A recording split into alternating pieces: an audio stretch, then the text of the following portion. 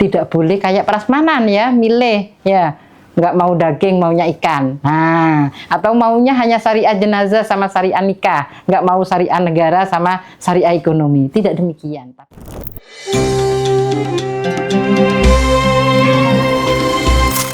Bismillahirrahmanirrahim. Assalamualaikum warahmatullahi wabarakatuh.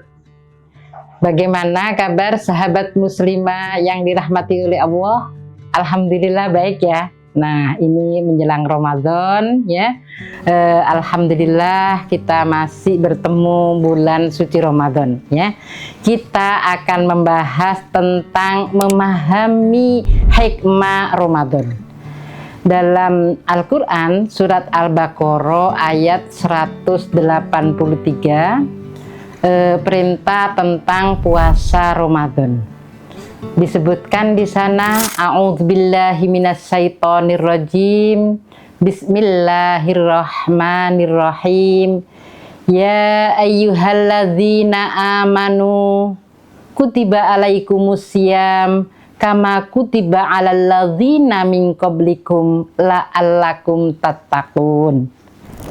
Wahai orang-orang yang beriman, diwajibkan kepada kalian untuk berpuasa ya, sebagaimana telah diwajibkan kepada umat ya sebelum kalian, agar kalian bertakwa.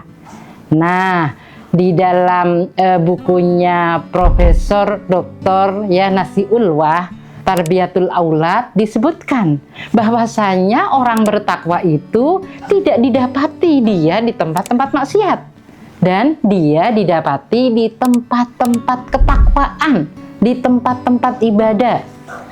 Nah, selanjutnya menurut Imam Zamakhsyari dalam tafsir Al-Kasyaf juz 1 halaman 306 ya, yang dikatakan benar-benar bertakwa gitu ya, itu adalah bagaimana benar-benar meninggalkan apa yang dilarang oleh Allah dan bagaimana benar-benar melaksanakan apa yang diperintahkan oleh Allah. Dan ini adalah seluruh perintah, seluruh syariah. Jadi syariah tentang ngurus negara, syariah yang berkaitan dengan ngurus ekonomi, syariah yang berkaitan dengan sholat, syariah yang berkaitan dengan zakat, dan seluruh syariah yang lain. Tidak boleh kayak prasmanan ya, milih ya, nggak mau daging, maunya ikan. Nah, atau maunya hanya syariah jenazah sama syariah nikah, nggak mau syariah negara sama syariah ekonomi. Tidak demikian, tapi melaksanakan syariah Islam secara kafah.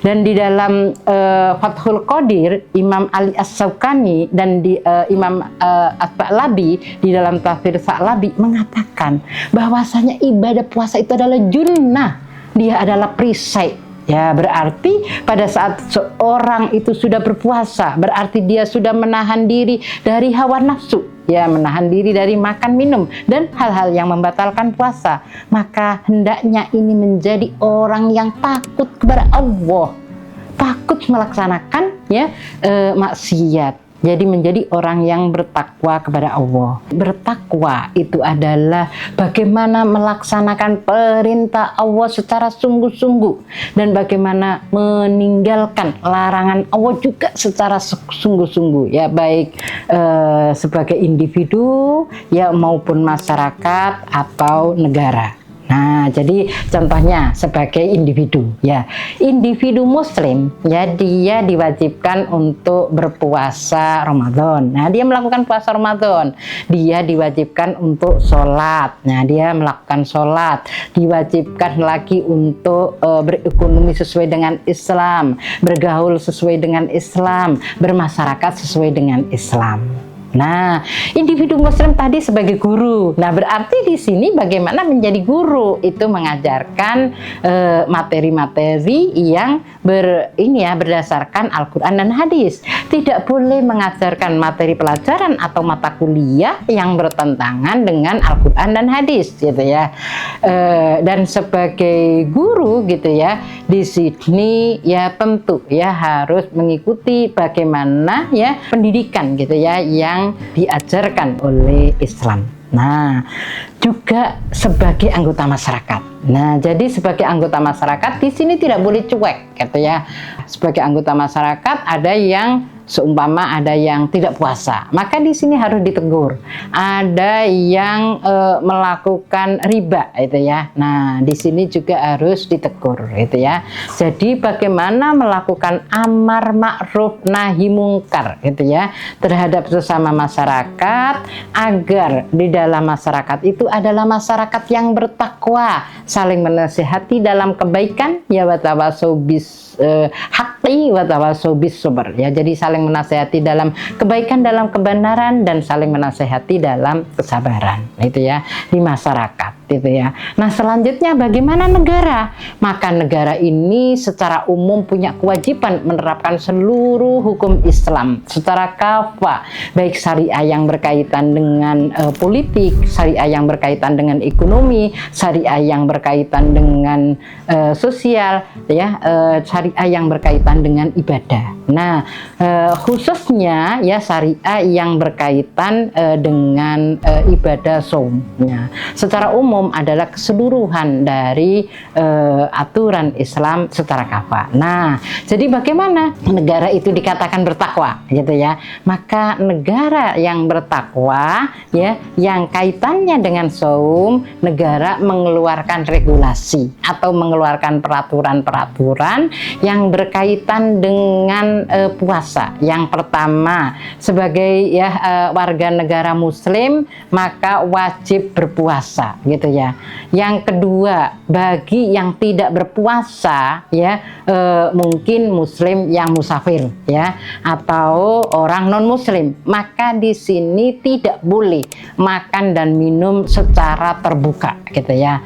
Yang ketiga, ya, hal-hal yang mendukung pelaksanaan ibadah saum. Contohnya ada yang jual nasi, ya, nasinya hangat, gitu ya, ada sambelnya, gitu ya, ada lelenya, dan terlihat terbuka begitu ya. Jadi orang melihat itu bagaimana, gitu ya. Nah, terus juga es, gitu ya, dipampang di jalan-jalan, gitu ya, yang ya orang melihat saja sudah langsung air liurnya menetes begitu ya. Nah, ini tidak diperkenankan. Berarti negara punya peraturan, gitu ya, bagaimana ya mengatur hal-hal yang mendukung, gitu ya, mendukung puasa.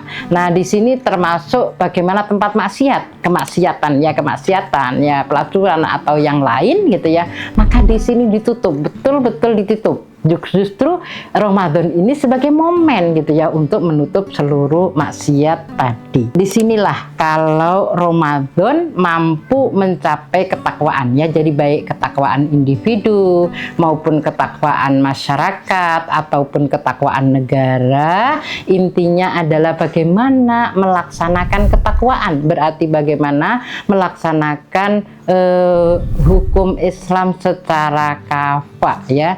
Jadi perintah-perintah Allah dilaksanakan, ya, semuanya, dan larangan-larangan Allah ditinggalkan semuanya. Ya, dengan demikian, ya, Ramadan makin berkah dengan Islam kafah, gitu ya.